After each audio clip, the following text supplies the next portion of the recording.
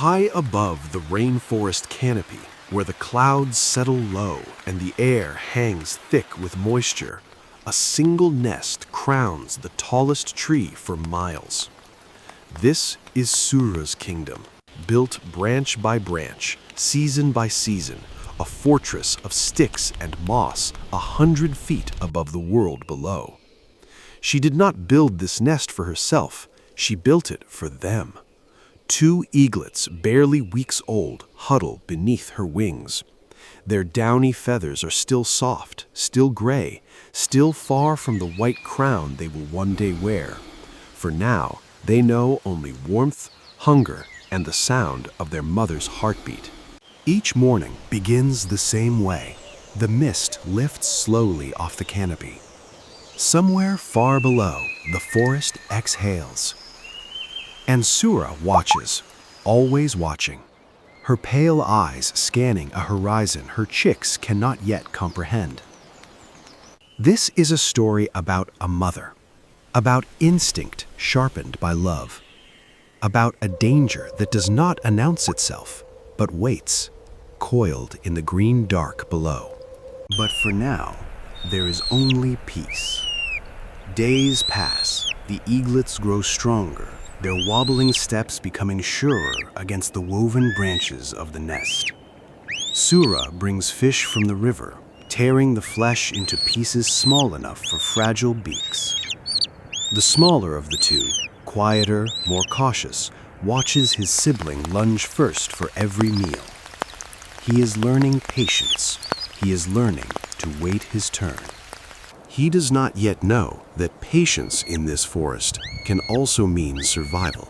The larger eaglet stretches her wings for the first time, feeling wind move through feathers not yet strong enough to carry her. She wobbles. She falls back into the nest. Sura simply watches, neither helping nor stopping her. Some lessons cannot be taught, only survived. Rain comes most afternoons now, soft and constant, drumming on broad leaves far below. The nest holds. It always holds. For a moment, let the forest simply breathe. Sura grooms her feathers in the gray afternoon light, water droplets sliding from her wings. Her eaglets sleep pressed together, small chests rising and falling in unison. Somewhere in the canopy 100 feet below, the forest moves with its own quiet rhythm. Insects humming, leaves dripping, the slow grind of an ecosystem indifferent to the small lives unfolding above it. This peace will not last. It never does. But Sura does not know that yet, not consciously. Only her instincts stir faintly, the way they always do when the wind shifts wrong, when a smell drifts up that does not belong. Far below the nest, deep in the wet hollow of the tree's root system, something stirs that has not stirred in days. A python, old, patient, enormous, uncoils from beneath a tangle of roots. It does not hunt the way the eagle does, with speed and sky. It hunts the way the forest itself moves, slowly, silently, inevitably. It has smelled something, faint, warm, alive, coming from very far above. The python begins to climb. At first, it is barely perceptible, a ripple of bark, a shift of vine, easily mistaken for wind. Sura, perched at the nest's edge, lifts her head once. Something is different in the air. She cannot name it. She returns to watching her chicks. Sura takes to the sky for a routine hunt, leaving her eaglets, as she has 100 times before, believing the nest, as always, is safe. This is the moment the forest holds its breath. The python emerges onto the branch just below the nest. Its tongue flicks the air, tasting warmth, tasting the unmistakable scent of soft, helpless life just above. The eaglets, unaware, continue their small movements, stretching, chirping, waiting for their mother's return. Below them, in total silence, the serpent begins its final approach. The first eaglet notices it before the second does, a shift of shadow at the nest's rim that should not be there, a piece of branch that is moving. The python's head rises slowly over the edge of the nest. The eaglets press back against the far wall of sticks, too young to fly, too young to do anything but cry out. A sound that cuts through wind and rain, a sound built into every bird since the beginning of birds, danger. And somewhere in the gray sky above, Sura hears it. Everything changes. She does not glide back. She does not circle. She drops from the sky like something thrown. Talons extending, wings folding, a streak of white and brown against a colorless sky. The python has already coiled half its body over the nest's rim when Sura strikes. Talons closing around thick, scaled muscle, wings beating violently to keep balance on a nest never built to hold this kind of war. The python recoils, hissing, its powerful body whipping to wrap around her leg, around a branch, around anything it can find purchase on. This is not a fight an eagle wins through size. It is a fight won through speed, through fury, through everything a mother has and is willing to spend. Feathers scatter into the wet air. The nest shudders. Below, the eaglets press into the farthest corner, witnesses to a battle being fought entirely for their sake. Sura strikes again, beak finding purchase at the base of the skull, talons raking down scaled flesh slick with rain.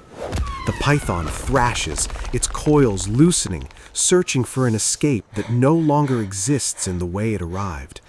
No victory in the wild comes without cost. In the chaos of coiling muscle and snapping wings, the smaller eaglet is struck by the python's lashing tail. Sent tumbling toward the nest's broken edge, toward the mist below. For one suspended moment there is only silence, and a small gray shape disappearing past the rim of sticks into the mist below. Sura does not see it happen. She is still locked in combat, still fighting the only way she knows how, without hesitation, without pause. The forest does not stop to mourn. It rarely does. The python, battered and bleeding, finally releases its hold. Retreating down the trunk with the slow, defeated motion of something that miscalculated its prey, it disappears into the lower canopy, swallowed by mist, gone as quietly as it arrived. Sura turns back to the nest. One eaglet remains, trembling, small, alive. She gathers him beneath her wing, her own feathers torn and rain-soaked, blood matting along one talon. She does not call out for the one who fell. She does not search the canopy below. Whether instinct tells her there is nothing left to find, or whether grief simply has no place in a mother who still has one chick left to protect, the forest does not say. She settles over her remaining eaglet as the rain begins again, soft and steady, the same rain that has fallen on this nest every day of its existence.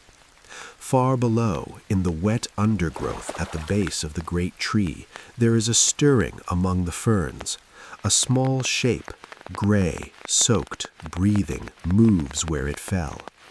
Whether it survives the night, whether it ever finds its way back to the sky its mother rules, is a question the forest does not answer. Above, Sura keeps watch as she always has, wings spread slightly over her one remaining chick, eyes scanning a horizon that nearly took everything from her. The mist rolls back over the canopy, unhurried, indifferent, ancient. The nest, scarred but standing, holds, as it always has.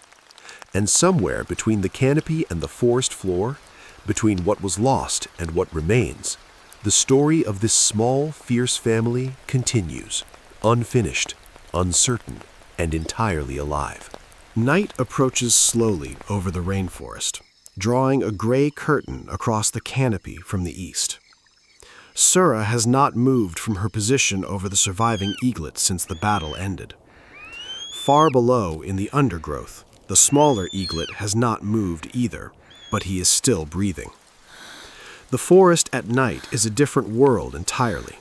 Older, darker, full of sounds that daylight keeps quiet. Sura closes her eyes for the first time since morning, just for a moment, and trusts the darkness to hold what she cannot. The night passes the way all nights pass in the rainforest, slowly, heavily, full of rain. Somewhere in the darkness below, small sounds, faint rustlings, a soft chirp rise from the undergrowth. Far above, something stirs beneath a torn wing, a small chest pressing upward, seeking warmth. Two lives in the darkness, one above, one below, each breathing, each holding on, each unaware of the other. The night does not promise morning. It never does. It simply continues until it doesn't. Dawn comes the way it always does in the rainforest, not with light, but with sound. A single bird call somewhere in the canopy, then another, then the forest remembers itself. Sura opens her eyes to a gray morning, the same gray morning that follows every night regardless of what the night contained. The surviving eaglet stirs beneath her wing, pushing his face into the gray morning air for the first time since the night before. Far below, as the dawn light filters down through 100 feet of canopy and mist, something moves in the undergrowth. The smaller eaglet lifts his head fully for the first time since he fell and looks upward. 100 feet above him, Sura spreads her wings in the gray morning air, not to fly, but simply to feel the wind again. The wind moves through her damaged feathers, different now, changed, carrying something the wind before yesterday did not carry. In the undergrowth below, the smaller eaglet takes his first movement since the fall, a single small step forward through the wet ferns. He does not know where he is going. He knows only that something inside him says, forward. Above, Sura folds her wings and looks out over the canopy, the same horizon she has watched every morning of her life, carrying a new weight she has no name for. The surviving eaglet moves to the nest's edge for the first time and looks down into the mist below. Sura moves beside him, not pulling him back, not pushing him forward, simply there, as she has always been. Two survivors at the edge of the sky, one who fought for it, one who fell from it, both still here, both still breathing, both still part of the same unfinished story. And somewhere in the ferns below, still moving, still breathing, still carrying the sky in his bones even if he cannot yet reach it, the smaller eaglet presses on. Days will pass. The nest will be repaired, stick by stick, the way it was built, because that is what she does. That is what she has always done. The surviving eaglet grows stronger each morning. Each day, his legs a little steadier, his gaze a little further towards the horizon.